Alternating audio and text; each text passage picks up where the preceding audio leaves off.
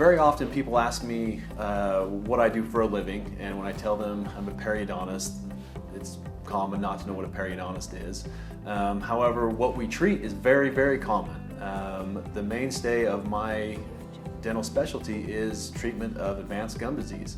Gum disease can be very scary, it can be confusing, and what my job is to help my patients understand the gum disease, understand the reasons why it happens, and what we can do to fight back against gum disease. Gum disease is tricky. One of the reasons it makes gum disease so tricky is typically you don't have pain associated with it.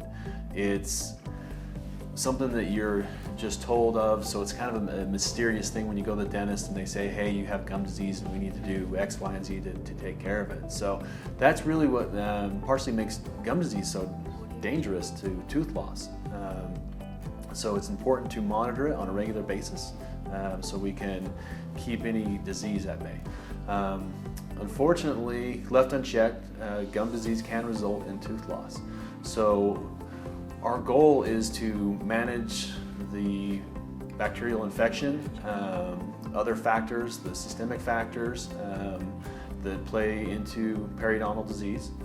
We want to manage those the best we can. Traditionally, we treat or have treated periodontal disease surgically, and that's usually when I get involved.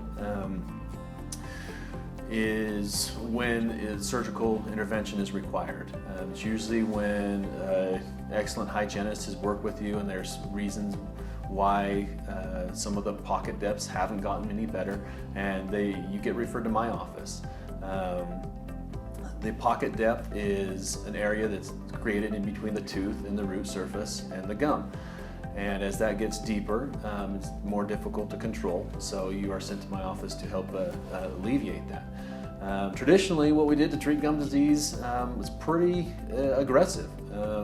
If you had a deeper pocket depth at, say, 6 millimeters, we would actually remove gum, open the gums back up, shape the bone, clean the root surfaces, give you stitches, the tooth looks longer, increased sensitivity, all kind of negative effects in hopes of saving the tooth. At Sundance Implant and Periodontal Center, we've invested in the latest technology where we will use lasers to accomplish many of those same goals. Of course, not everybody's a great candidate for the use of the laser, and we would want to evaluate and see which treatment modality would be best for you, but when we can, we would like to use the laser because we don't have to cut the gums, we don't have to sew the gums, and the overall experience is much, much better. So when we can, we will use the laser. Of course, there's different lasers on the market.